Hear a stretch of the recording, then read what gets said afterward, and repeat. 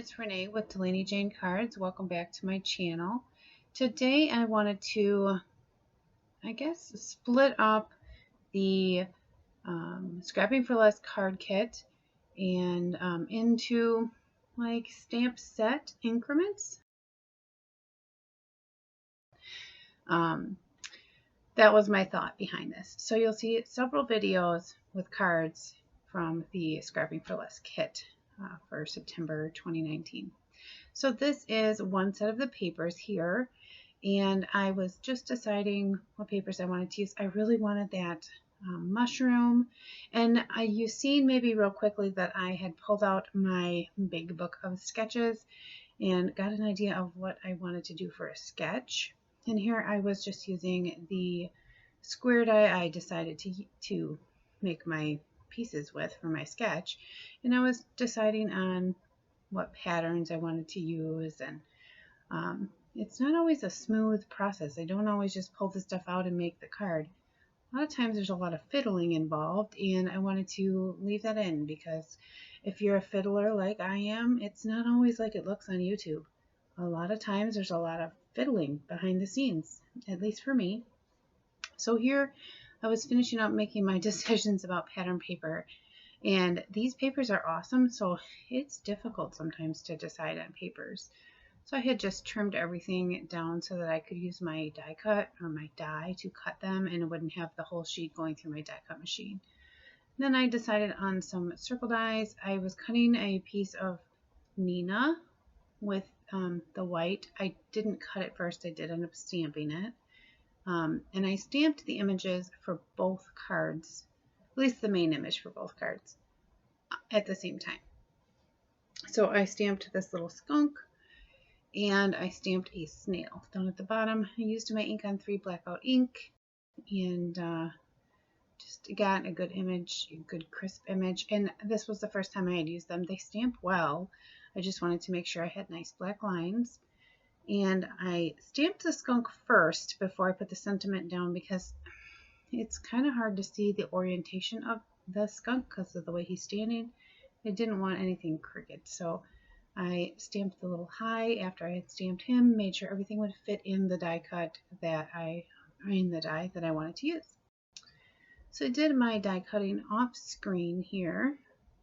Oh, I trimmed down a piece of chocolate cardstock, and I did cut the larger circle from that so that I could frame my main image panel. So here is my coloring for the skunk, and I did leave it in. I also left in the part where I looked up cartoon skunk images because I wanted to see where the black and white lines were on a cartoon skunk. The black parts I used my warm grays for. I think it's like a Copic coloring rule that there is more life in the warm gray, so you use them for animals, I guess. I mean, I don't know. I have black cats. Both of them have a brown undertone, I guess, and that would make sense. So here I just went around and I made sure that I left the lighter part in the center of his face so you can still see the features. And just colored him, his tail and his body, leaving all the white places. And for the whites, I chose to use cool grays. Traditionally not something you'd use on animals, but I really wanted it to look white and not like tan. And I think the warm grays would have looked more tan. And then I just sketched in the idea of a background. Wanted to ground him a little bit, put him on a hill, and then I did just blend up from the bottom a little bit of blue. I did not fill the whole thing in. I just gave the idea that there was a sky in the background, and that was fine for me. And then I started to layer my card. I chose this like orangey color for the background. My panel on its brown frame. Isn't he cute? He's like the most cute skunk ever. So before we get too far into this video, I do have some help making these cards. You'll see. I'm talking to one of them right now. When I layered these papers here too, I wanted the mushrooms to be on the bottom like they are the ground. And then I chose that blue check pattern to be on the top like it is the sky. And nothing is cut to look like ground or sky, but I didn't want to put the mushrooms up in the sky and have the sky down. I just thought it would look funny, which is why I placed my patterns where they were. It probably wasn't even important. So here I was just adding my little skunk to this card, and this one is done. Now this one here, this is a die that I absolutely needed to have from close to my heart. I would recommend it. It was like $15, I think, and I'll put the link below to the girl that I got it from, but super cool cover plate die. So here's the little snail, and I had lined up my die and just kind of penciled in each of the openings so that I would know where I could stamp. And I stamped him like he was coming into the square, midway in the square, and then going out of the square. Still talking to our special guest. And then I just made sure everything lined up here, and I did have my original snail because he's going to be featured. Now here I was explaining how Copics work. See, these two have a 17. They blend well together. Yep, this is the hex chart. Oh, you want to use those colors. So here is why. My husband picked the colors. He sees me color. He never really pays attention. So he was sitting there watching, and he was kind of surprised that this is how Copics work. He was really sure that I was going to end up with like crazy, ridiculous lines. Oh, here. I was erasing my pencil marks before I got too far into my coloring because Copics will trap that pencil and you won't get that graphite off the paper. So I did color these snails with his colors. We did use the hex chart and I did show him how it worked. So he didn't pick some crazy colors. But he picked these colors, and in the end I really do like them. I think they turned out really well, and he was actually really surprised too that the coloring turned out like it did, and he was like, I picked really good colors.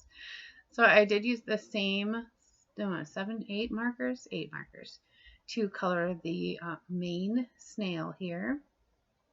I just made sure, I guess, that I did a little bit better of a job coloring him, made sure my blending was just a little bit nicer. The other snails are going to be in the background, and this one stands out, so I needed him to be perfect. So I did just color him up, finish that off. He's cute, isn't he? So here, I die cut this out of that chocolate brown cardstock. Words are hard today. That came in the kit. And then I fussy cut my little snail out, leaving just a tiny white border because I knew it was going to be too hard to fussy cut around his little antenna things there. And then on the remaining scrap, I stamped the sentiment, which says a sweet hello, I think. It was just kind of cute. And then I was just checking placement here because I wasn't sure exactly how this was going to go. Now I made a faux shaker. Shaker cards are fun, but they're really thick. A lot of times you use 2 or even 3 layers of foam tape, and that costs extra postage when shipping a card, and which is not that big of a deal, but I would prefer no extra postage. So I just put 1 layer of foam tape here. I cut it nice and thin, put it on all the little like bridges for this die. There's so many fun things I can't wait to do with this die. Like, oh, I can't wait. Then I lined it up, and here it was almost bad. I almost stuck it down in the wrong place. But this is why I kind of stamped, and I didn't cut out the paper first. I wanted to make sure I could line up this frame and then just trim around it. And I trimmed using my scissors at kind of an angle so that it wouldn't stick out around this brown frame. I trimmed the little sentiment off with a little tiny banner, and I used a little foam tape where it would bridge, that gap there so it didn't sink down.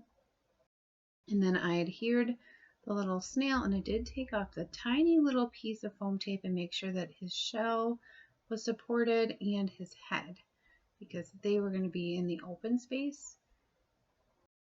And then I used my little tweezers here just to make sure that my fingers didn't get in the way. I didn't want glue everywhere. So I have this Scrapping for Less sequins mix. I don't know how long ago I got it, but it has like all sorts of colors in it, including like a very brown tan color and a more earthy green. So I thought those were really good, and I scattered them inside each of the squares, and I adhered them down using my art glitter glue and my like pick-me-up stick thing here. And I went through the first round here and stuck some down, and I didn't want this full. I wanted to be able to see all of the snails, but I wanted it to kind of look like it was a shaker, and I set it down and the sequins were all over. So after I had that first round done, I did add just a few more to make sure that there was sparkle and shine in every square. Sorry. So like I said, I finished off here, added just a few more, making sure that, you know, I tuck them in places like they had snuck out underneath the frame. Then I added white gel pen detail to each of the snail shells, excluding that top one because I was going to get a little help finishing him off.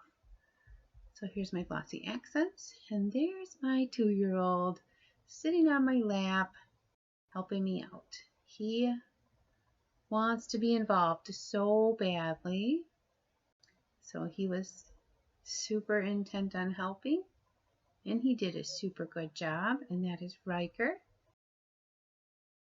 And he gets bored when his brother is at school, so sometimes we need to help mommy a little bit. So we did put it on the shell and on the tops of his little antenna because I asked him where else, and he said on the dots on his head, so that's what we did. So I did set that one to dry on the shelf, and you can see here that it did have an extra frame. Now this is just 2 of the 8 cards that I made with this kit. Stay tuned for some additional videos, and you should see another link up on your screen if you'd like to keep watching. Thank you for stopping by, and I'd love it if you subscribe and comment. Have a great day. Bye.